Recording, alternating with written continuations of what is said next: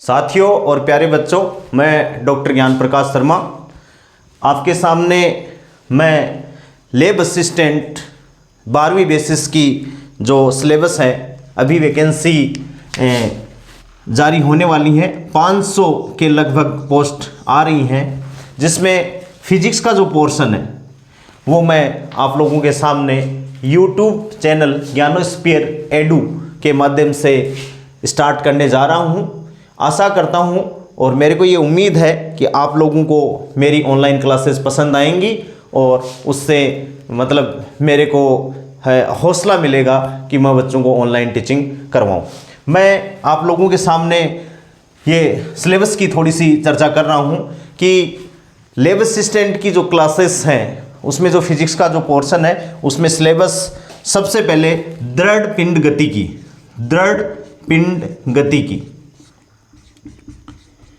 गति की है, रिजिड बॉडी डायनेमिक्स। बहुत आसान है। और दृढ़ पिंड गति की में भी जो इसके सब टॉपिक हैं, जो मेन फोकस जो टॉपिक हैं उसमें बल आघूर्ण, टॉर्क, एंगुलर मोमेंटम, कोणीय संवेग और उसका संरक्षण, एंड मोमेंट ऑफ इनर्शिया, सरल जो ऑब्जेक्ट हैं, सरल ज्यामितीय वस्तुओं का जड़त्व आघूर्ण, ये पोर्शन इस रिजिड बॉडी डायनेमिक्स में से। उसके बाद में ऊष्मागति की थर्मोडायनेमिक्स, दूसरा जो टॉपिक है वो थर्मोडायनेमिक्स है। थर्मोडायनेमिक्स में ऊष्मागतिकी का प्रथम नियम, सेकेंड नियम, ऊष्मा engine, heat engine and refrigerator, अपना फ्रिज, जो घर में जो अपन फ्रिज यूज करते हैं उसके बारे में डिटेल से अपन पढ़ेंगे, फर्स्ट ग्रेड इसके बारे में। उसके बाद में फिजिक्स का जो नेक्स्ट थर्ड जो टॉपिक है वो ओसिलेशन, दोलन। उसके बाद में तरंगे, वेव्स। उसके बाद में ये लगभग जो पोर्शन है वो 11वीं क्लास का पोर्शन है। 11वीं क्लास का पोर्शन ये है। इसमें से आपके लैब असिस्टेंट के एग्जाम में ऑब्जेक्टिव टाइप क्वेश्चन आने वाले हैं। उसके बाद में 12वीं का जो पोर्शन, 12वीं क्लास का जो पोर्शन है उसमें इलेक्ट्रोस्टैटिक्स, स्थिर विद्युतिकी है। उसमें कूलाम का नियम, विद्युत क्षेत्र, कूलाम्स लॉ, विद्युत क्षेत्र, गाउस का नियम और गाउस के नियम के अनुप्रयोग। उसके बाद में नेक्स्ट जो 12वीं क्लास का टॉपिक है वो करंट इलेक्ट्रिसिटी का जो पोर्शन है उसमें थर्ड जो चैप्टर है 12वीं क्लास का, किरचॉफ के नियम, first law and second law, और इन पे based numerical, meter bridge, potentiometer.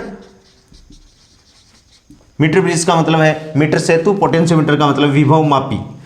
And उसके बाद में ऑप्टिक्स, 12वीं की जो ऑप्टिक्स में सारे के सारे जो ऑप्टिक्स से रिलेटेड चीज़ हैं, ऑप्टिकल इंस्ट्रूमेंट हैं, जैसे सूक्ष्मदर्शी, simple microscope, compound microscope, telescope.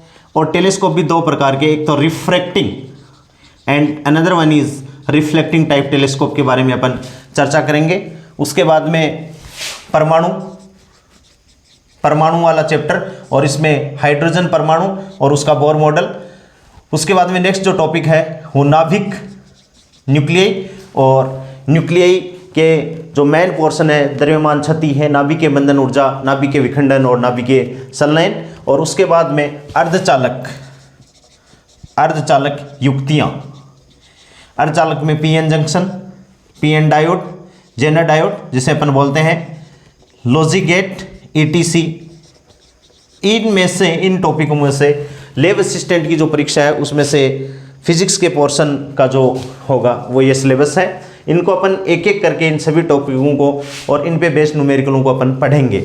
Maximum जो अपन को फोकस करना है उन टॉपिक पे फोकस करना है जो अपने सिलेबस में भी है और प्रैक्टिकल में भी है। जैसे मैं आपको बताऊं, मीटर ब्रिज अपने 12वीं क्लास में प्रैक्टिकल में है और अपन परीक्षा देने जा रहे हैं लैब असिस्टेंट की, तो यहाँ से मतलब प्रैक्टिकल के बारे में भी अगला क्वेश्चन अपन को कर सकता है। पोटेंशियोमीटर, मीटर ब्रिज के अपने पास में प्रैक्टिकल के पॉइंट ऑफ व्यू से देखें तो मीटर ब्रिज के 3 प्रैक्टिकल अपन 12वीं क्लास में करते हैं, वहाँ से क्वेश्चन आ सकते हैं।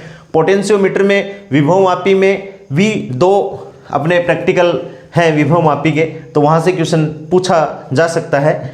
ऑप्टिक्स में भी अपने प्रैक्टिकल में ट्रेवलिंग माइक्रोस्कोप है, उससे रिलेटेड वो ऑप्टिकल इंस्ट्रूमेंट ही है एक तरह से, तो वहाँ से भी क्वेश्चन पूछा जा सकता है। फिर अर्धचालक में जेनर डायोड है, वो भी प्रैक्टिकल इंस्ट्रूमेंट होता है, जेनर डायोड के अपन कैरेक्टरिस्टिक खींचते हैं। और पीएन डायोड, पीएन जो सिंपल डायोड है उसमें भी अपन कैरेक्टरिस्टिक खींचते हैं, तो वहाँ से भी अपने क्वेश्चन आने की संभावनाएं हैं। तो इन सब टॉपिक को लेके मेरा जो ऑनलाइन चैनल है ज्ञानोस्फीयर एडू, आज से ही मैं स्टार्ट कर रहा हूँ। उम्मीद करता हूँ कि आप लोग इसको ज़्यादा से ज़्यादा शेयर करेंगे और बच्चों तक पहुँचाएंगे, ताकि बच्चे इस क्लास का आनंद ले सकें और मेरे को थोड़ा सा मोटिवेशन मिल जाए कि बच्चे मेरी क्लास ले रहे हैं, ताकि मैं मेरी जो ऑनलाइन क्लासेस हैं उनको सुचारू रूप से चालू कर सकूं। धन्यवाद।